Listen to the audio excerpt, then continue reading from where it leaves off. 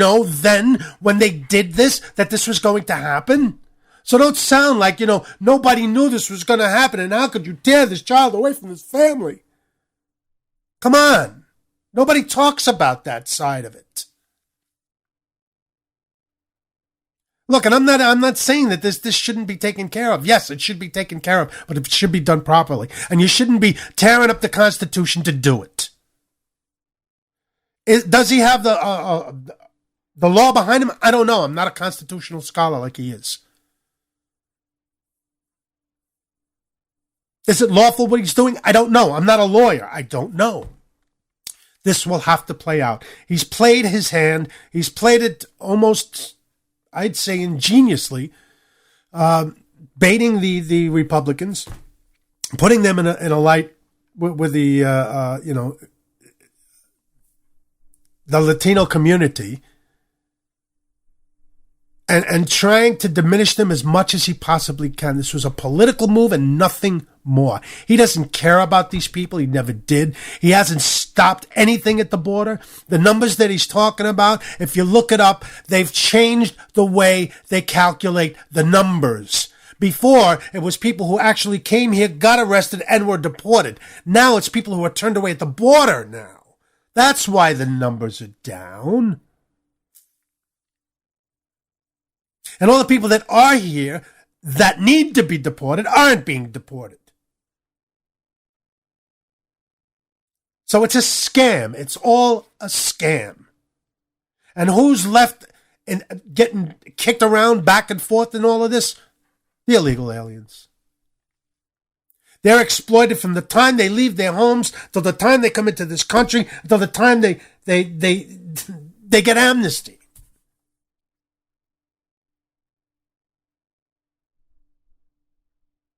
They have a history of lying, ladies and gentlemen. And when he talks about, when he talks about other presidents doing this, what he doesn't mention to you is, and I'm getting excited here, so my breathing is getting quicker and it tends to make me cough. I apologize. He mentions the fact that Reagan did it and Bush the elder did it. Yeah, they did it. But they did it after Congress had passed the law for them to do it. They used their pens to help the law work. And then the law, it stated in the law that this shall not happen anymore. It's written in the law. You see. So they're not telling you the whole truth here. As usual. Okay? Look, do we want these people to work? Yes, they're good people. Most of them are good people. But there's a guy that came across the border 4 times, was arrested 4 times. On his 4th time in this country, he put a bullet into a cop, I believe. Killed a cop. Shot him in the head. If this was Mexico, what did they just do to Tamarisi? He crossed the border, had 3 guns, legal guns in his car. They kept him for 6 months. And we're looking to put him away for 15 years. Why can't we why can't we use the laws that we have? Why is it only us that we have laws that we can't use? Or that this president or this administration refuses to enforce? Why is it only us that have to do that? Mexico does it. Canada does it. Every country on the planet does it. Except us. According to this president. We don't have a right to secure our borders. This is what this is about, ladies and gentlemen. And eventually, these people will become documented people. They'll become not full citizens, but they'll have, I'm sure, the main goal of all of this is to get them to vote. Now, I'm not quite sure about that, but,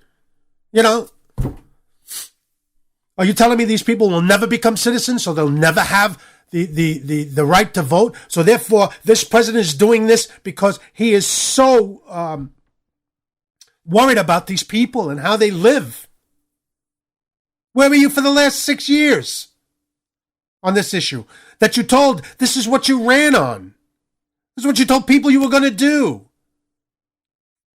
And then you want to blame Congress when they won't agree to your bill. Doesn't make sense.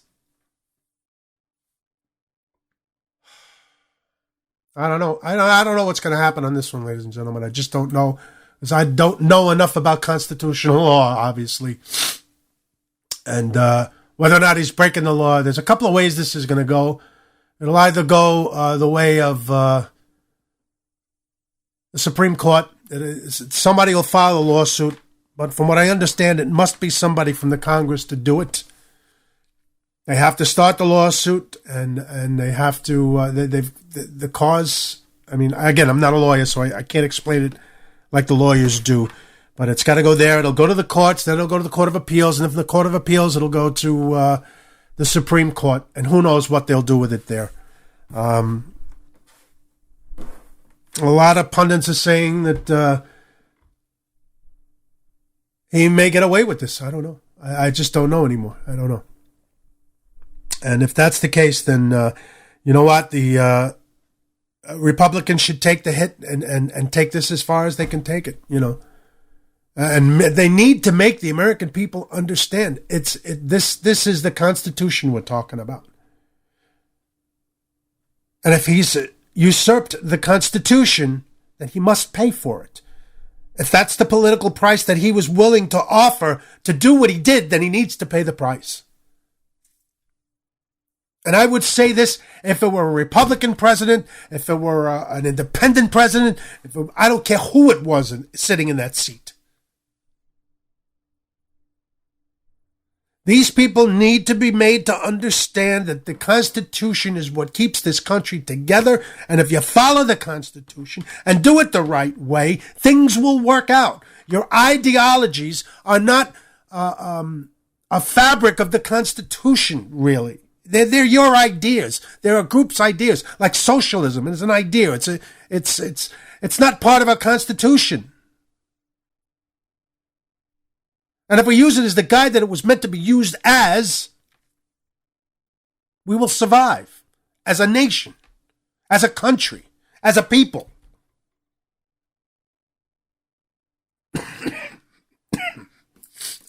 Let me know what you think. I'm sorry, excuse me.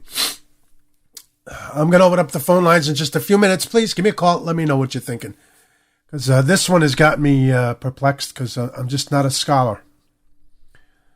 Let's go to, let's read what the chat has to say. Let me see.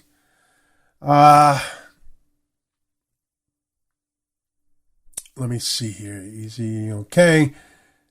And then, oh, yeah. I didn't even look at my notes. For this president, who, since he threw his pastor under the bus just before the election, of the church that he was going to, and I forget the pastor's name at the moment, it escapes me, that big racist, he hasn't mentioned, you haven't really seen him go to church or a synagogue or even a mosque. Now all of a sudden he's going to quote scripture to this country? Are you kidding me? Really? If that doesn't describe hypocritical, I don't know what does. The gall on this man to quote scripture and make it sound like he's the biggest Christian walking, or the biggest, like he goes to church and, he's been a God-fearing man. You don't hear it. You don't see it. All of a sudden now you're going to put it in a speech, which was, if you listen to the speech, I mean, it was really well written. It really was. But like I tell you all the time, ladies and gentlemen, you need to listen to their words. You need to listen to their words. The words will tell you the story. Wow. All right. It's really a nation of criminals and not immigrants, but, they're talking about, I think RD was asked how it works in Holland, and they're talking about that back and forth. It's just words. Ernie Abbott says, that is true, most seeking a better life, and I admire a man for wanting to do better for his children. But there's a way to do it right, instead of hiding in the shadows and looking over your shoulder every day. RD says, are you a hopeless romantic like Ernie and Pumpkin, still believing in government and democracy too, Rick? Oh, that was directed at Rick.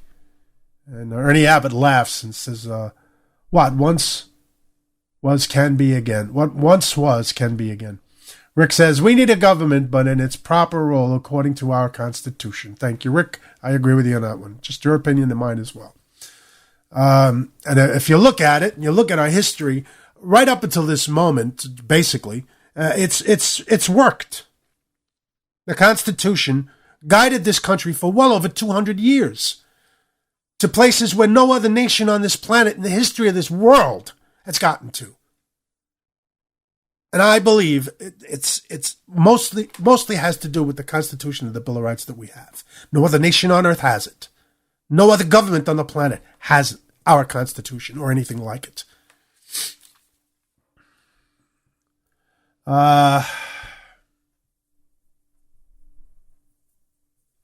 Rick says, and fuck the Republicans. They wanted this too. They're just pissed they aren't the ones getting credit for it. I might argue a little bit with you on that one, Rick. Yeah, of course that's true, and all the bullshit and the rhetorical garbage is correct. But what they're really trying to say, and it's an important part, is that the border must be closed. It's got to be closed first before we do any of this. And most of the country, if you ask them, aren't really saying to get rid of all these people, because it's almost impossible to do anyway. But there's got to be, you got to stop the bleeding. I say this all the time. Stop the bleeding and you can work on the problem. They don't want to stop the bleeding. That's the problem. That's where all of this stops. Because if you look back to even Bush or even Reagan, when Reagan dealt with, he gave amnesty to 3 million people, I believe it was, with the promise that the border was going to be secured. They never did it. The Democrats never did it. The Republicans never did it. So now the American people are saying, and they're smartening up to the fact that, yes, that's what we want. We want the border closed. Because they're not going to be happy until a nuclear weapon or something like that comes across the southern border and takes out a state. And, you know, it's not just Mexicans we're talking about here. And that needs to be said and understood. This is not just about Mexicans. Not in my book, anyway. An illegal immigrant is an illegal immigrant. Which is why they use the words illegal immigrant. It doesn't say illegal Mexican immigrant. It doesn't say illegal Honduran. Anyway, getting back to the chat room, Apocalypse says immigrants should simply stay and fight for their country instead of leaving all that ambition exiting the country. So no real reform can take place. Yeah, but they have Apocalypse. That's true, and I guess if you're, I don't know, you're writing a book maybe, but these people they have no say in the countries they're coming from. They have absolutely no say. In Mexico, what are the people in Mexico going to do? I mean, they're starting to do it now, basically, because of those students that were killed. There's protests in a couple of major cities in Mexico going on, but they have no form to change because the government, they just, you open your mouth, they get rid of people over there. I mean, they do it here too, but it's not as blatant, if you know what I'm saying. But not quite as bad as it is in Mexico, okay? And if they could, I mean, I guess they would, but when a government is corrupt, it's corrupt. There's no two ways about it. When you got